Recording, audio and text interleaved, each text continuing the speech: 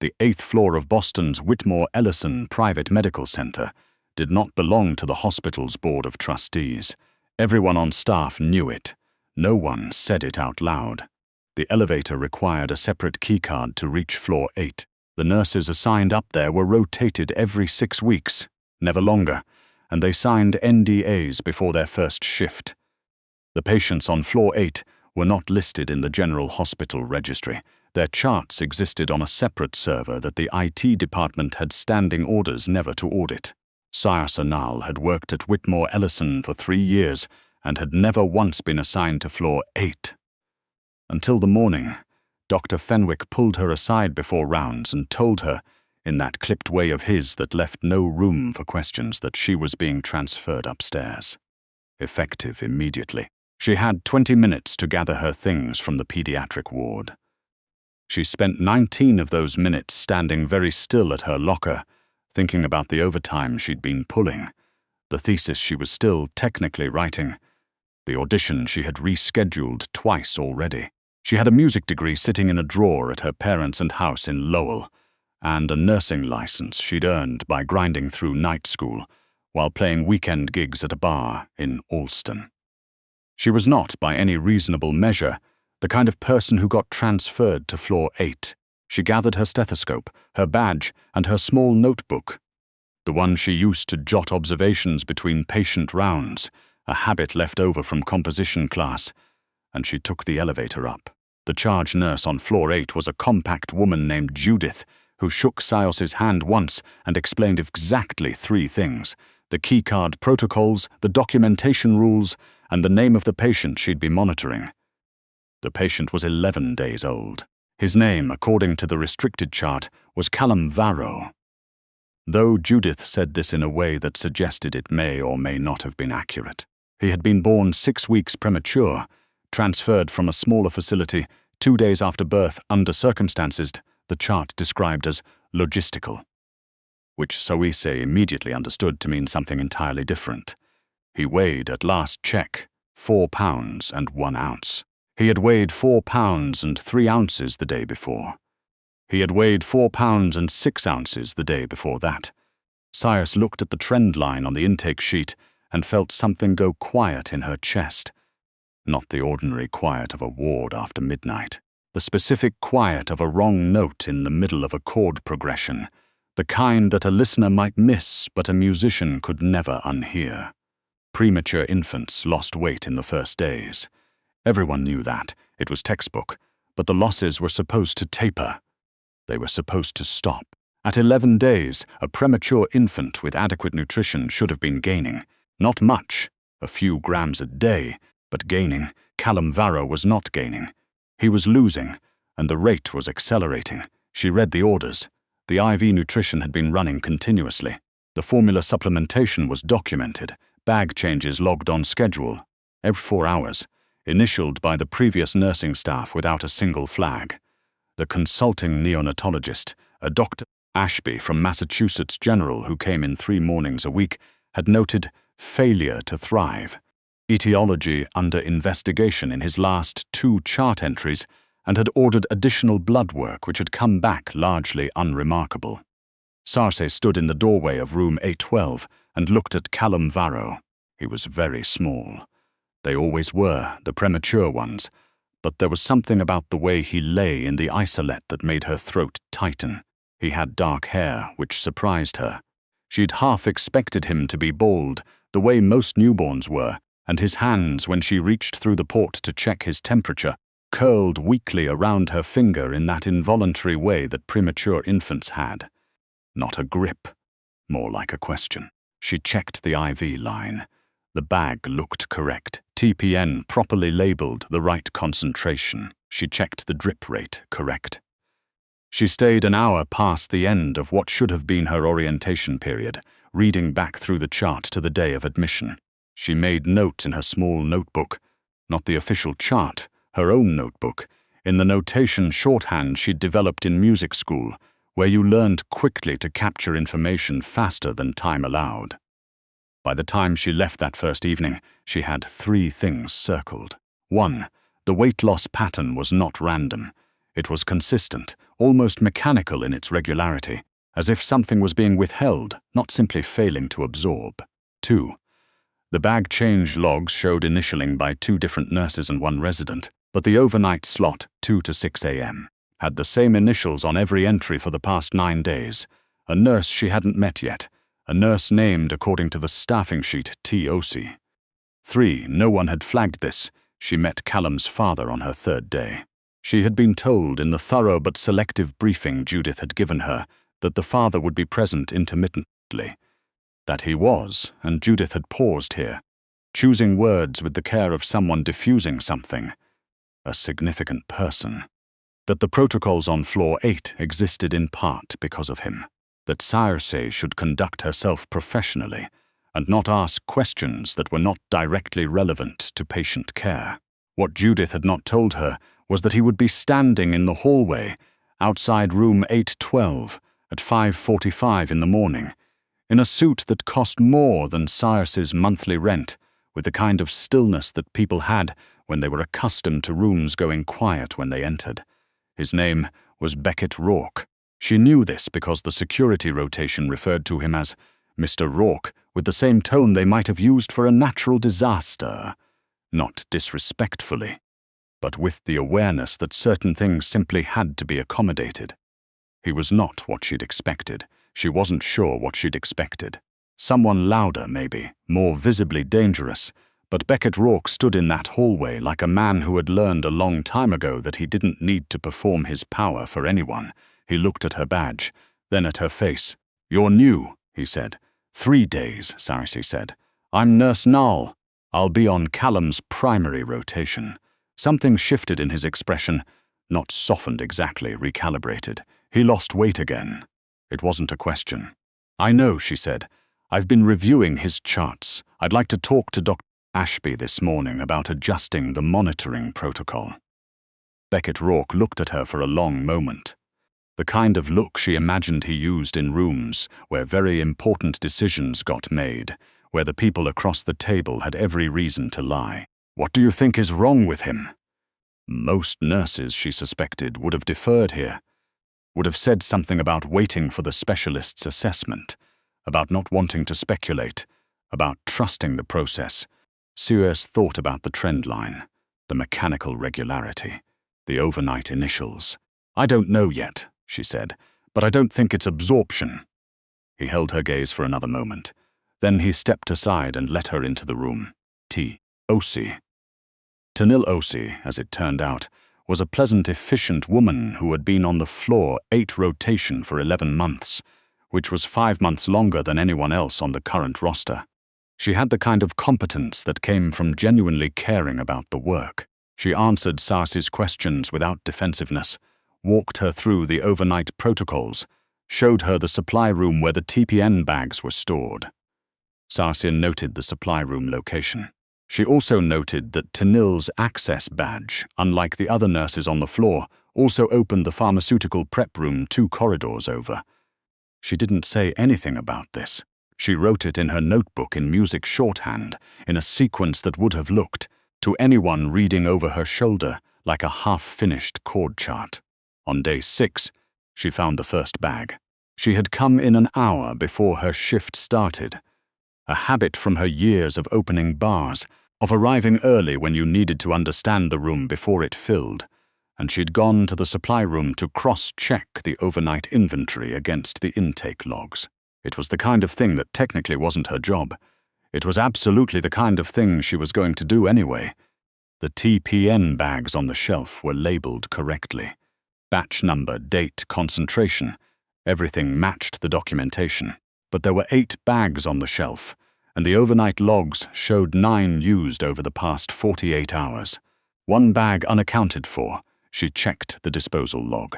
The used bags were supposed to be logged before disposal. 7 entries for the past 48 hours. She stood in the supply room for a long time.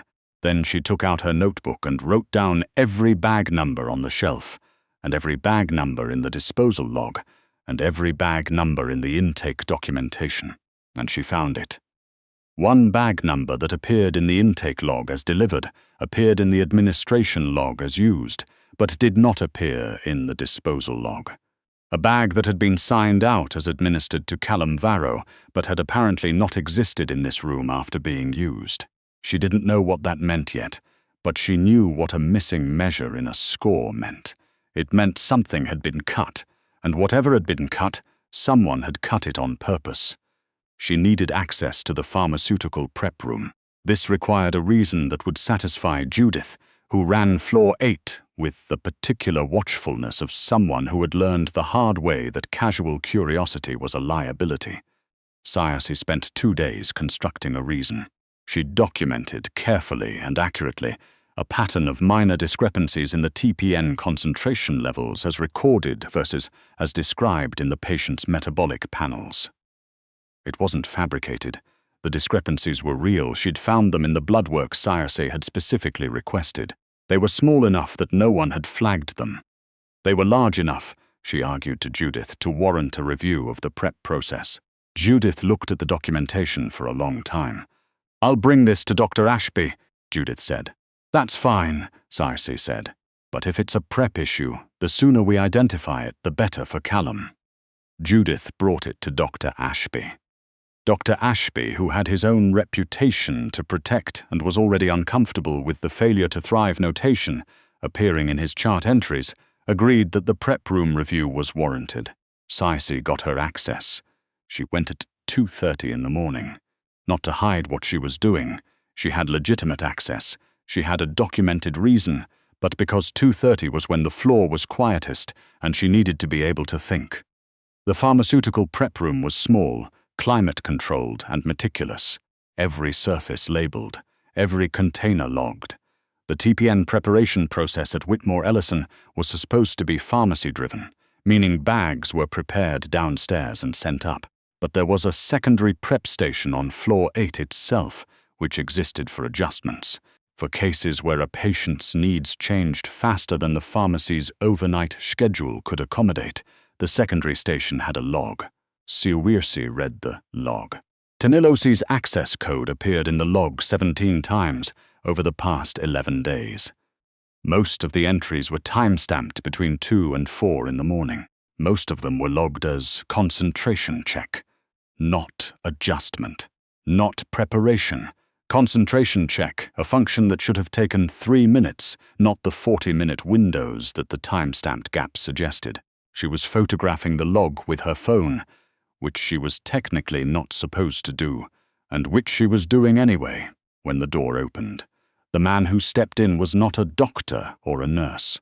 He was broad-shouldered, expensive-suited, with the kind of face that had been handsome once and had since become something harder.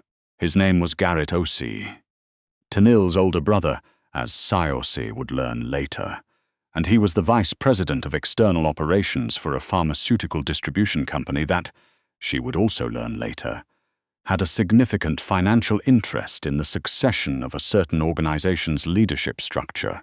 In the moment she knew none of this. In the moment she knew only that he was blocking the door and looking at her phone with an expression that was not angry. Anger would have been simpler. He looked instead like a man doing arithmetic. "Nurse Nall," he said. He knew her name. That told her everything she needed to know about how much time she had. "Mr. O'Sea," she said, because she'd seen his name on the visitor log and had made it her business to know every name on every log on this floor, and she kept her voice at the precise register she'd learned to use at the bar in Alston when someone at the stage door wasn't supposed to be there. Calm, direct, boring. "I'm completing the prep room audit Dr. Ashby requested. I'll be out of your way in a moment." "That won't be necessary," he said. "It's already half done," she said. "I'd rather complete it than have an incomplete audit in the record." He stepped fully into the room. Not toward her. He was too practiced for something that obvious, but enough to make it clear that the arithmetic he'd been doing had arrived at a conclusion. "What have you found?" he asked. "Concentration levels consistent with what I documented for Dr. Ashby," she said. "Some process irregularities worth noting." She was still holding her phone. She had, in the moment the door opened, pressed send on a message to a contact she'd added to her phone on day 2, a contact she'd created because she was the kind of person who created contingency contacts, who had learned from years of late-night gigs in unfamiliar venues that you always had someone who knew where you were. The message said only, "Floor 8 prep room. Need to leave in 5. Call if I don't text you." That contact was a colleague from the pediatric ward named Lou, who knew nothing about any of this, and who would, Sire hoped, have the sense to call the nurse's station if she didn't hear back. Garrett Osei looked at her for a very long moment. Then his phone buzzed. He glanced at it. Something in his expression shifted. The arithmetic had changed, and he stepped back from the door. "I'd encourage you," he said carefully, "to be thorough in your documentation." He left. Saoirse stood in the prep room for exactly 45 seconds. Then she finished photographing the log, left the room, walked to the nursing station, sat down, and wrote in her notebook for 20 minutes without stopping. She requested a meeting with Beckett Rourke. This was not a simple thing to do. You did not, on floor 8, simply request a meeting with the man whose security detail occupied 2 of the 4 waiting chairs at the end of the corridor. You submitted a request to Judith, who submitted it to someone else, and then you waited. Saoirse waited 14 hours. At 9 in the morning, Beckett Rourke appeared in the doorway of the nursing station. He was alone, which surprised her, or nearly alone. She could see one of the security rotations standing at the far end of the hall. "You asked to see me," he said. "I did." She had her notebook open. She had thought about how to say this for all 14 hours. "I need to show you something, and I need you to listen to all of it before you react. Because if you react before I finish, I may not be able to finish, and you need to hear all of it." He sat down across from her. "Go ahead." She walked him through it. The weight trend, not random, mechanical, deliberate. The missing bag number.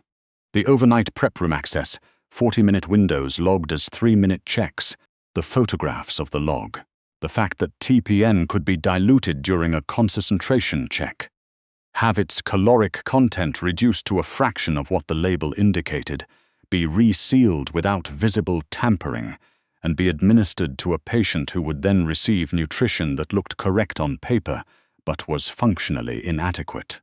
The fact that she believed this had been happening to Callum for most of his 11 days at Whitmore Ellison. The fact that she believed Tanil Osei had been the instrument of it. The fact that she believed Tanil was not the origin of it. And the fact that Garrett Osei had been in the pharmaceutical prep room at 2:30 in the morning. Beckett Rourke listened to all of it. When she finished, the room was very quiet. "You said you needed me to hear all of it," he said, "before I reacted. Yes, I've heard all of it." His voice was entirely level. His hands were flat on the table. But something had happened to his eyes. Not anger, not grief exactly, but the particular expression of a man who has just received information that reconfigures everything he thought he understood about his recent past. "Callum's mother died 9 weeks ago," he said. This was not in any chart Saoirse had read. "She died in a car accident that I was told was exactly that." He paused. "Garrett Osei's company supplies pharmaceuticals to 3 of the facilities in my distribution network. He is also, in a capacity that is not relevant to this conversation, someone who stood to benefit significantly from a change in certain operational structures." Another pause. Structures that would have changed if Callum had not survived. Saoirse didn't say anything. "He thought he had more time," Beckett said. "He thought I was too occupied with." He stopped. He moved before he had enough leverage. "That was his mistake." He looked at her. "Where is your documentation?" "Photographed and sent to a personal cloud account," she said, "and written in a notation system that, if anything happens to me or to the cloud account, could be decoded by exactly one person other than myself, who has instructions to contact a specific journalist at the Globe if she doesn't hear from me by Friday." He looked at her for a long moment. "You did that on day 6, he said. It wasn't a question." "I did that on day 3, she said. What happened after that, Saoirse was not present for most of. She knew that Tanil Osei was removed from the floor within the hour, quietly, and with the kind of speed that suggested the process had been prepared for in advance. She knew that Garrett Osei was no longer reachable by any of his professional contacts by the following morning. She knew that Dr. Ashby, who turned out to have known nothing except that he wasn't being told things, was deeply cooperative once presented with the actual evidence. She knew that Callum, once receiving properly prepared TPN, verified now against the pharmacy downstairs, no intermediate handling on floor 8, a process she had personally helped Judith redesign, began finally to gain weight. 4 ounces in 4 days. Small, tentative almost, but upward. She was sitting in the chair beside the isolette on the morning of the 17th day when she heard the door open. She'd been playing something quietly. She did this sometimes with the infants, a habit she'd started on the pediatric ward. Nothing performed, just the kind of soft melodic movement that filled silence without demanding anything from it.